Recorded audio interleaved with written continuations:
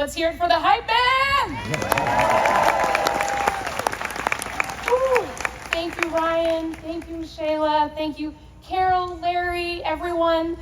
All of y'all, class of 2024. This is unreal. This is awesome. And this is your big day. Live it up. Yes. Woo. Just thank you so much for this amazing honor. This is still not quite real.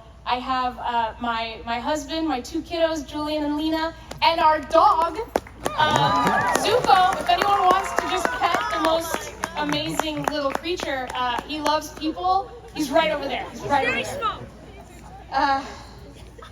I mean, what a thing. And from a community, Wheaton, that I know is asking what it means to be open, to be curious, at a time when it can feel risky and scary and wrong. Let me tell you a story I heard some years ago, that when I do the work that I do is always pretty close to my mind and heart.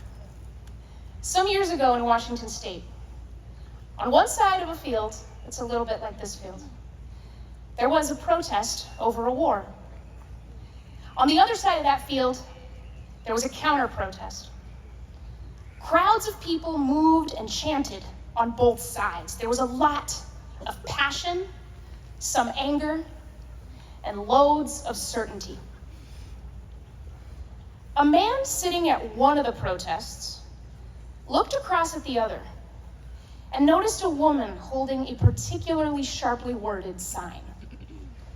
The more he looked, the more he wondered, and then he got up. The woman noticed the man walking toward her and braced for whatever confrontation was coming. When the man got there, he smiled, introduced himself, and started asking questions. Not veiled attacks. She was on the lookout for those, but just honest, perceptive, and somehow non-judgmental questions about who she was and what had brought her to that side of the field that day. As the two talked, they relaxed. And a long while later, something remarkable happened. The woman thanked the man, put down her sign, picked up her things, and left. She had just realized that she had no reason to be there.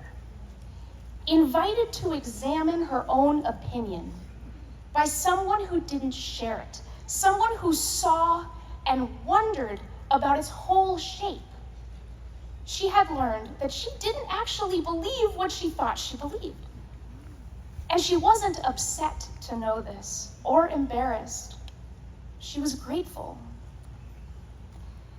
In all my travels across this beautiful, confounded country of ours, to red states and blue, I have come to believe that having curious conversations with people on the other side of these warping, funhouse mirror divides isn't just the only way to see those other people clearly.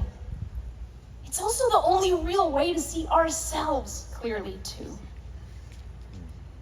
It is so easy when things feel so scary to stay put, to stay braced, to not question anything, least of all yourself. But like-minded conversation, where there's little to no contrast to reveal anything, dulls us over time. Think of a pencil, used again and again to write, to speak, to express.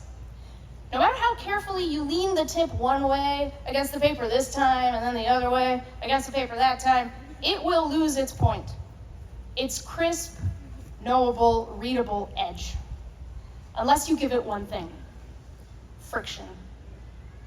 With friction, a pencil remembers what it's made of. It's not comfortable for the pencil. That sharpener, it's a grind. The pencil puts its skin in the game. It doesn't always go well. Shove the pencil in too hard, twist it too forcefully, too recklessly, and something breaks. But even when it's smooth, It's a mess. All those shavings. Welcome friction into your life, and pieces of you, or at least things you thought were pieces of you, might also fall away as you twist and turn in the rumble of it. But through it, eventually, the pencil finds its point again, and so can each of you. You and your generation are going to find a braver way through the challenges out there. I'm seeing it, I'm feeling it. You have the hunger in your bones right now, in your biographies. When I think of the storms you've seen, high school class of 2020, and the isolation, how the distance we keep putting between us, between you, fails and fails and fails.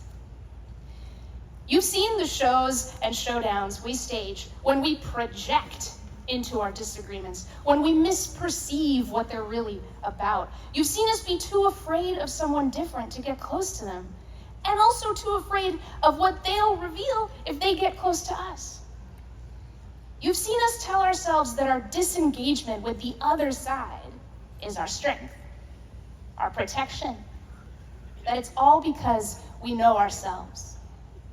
And I think you know better.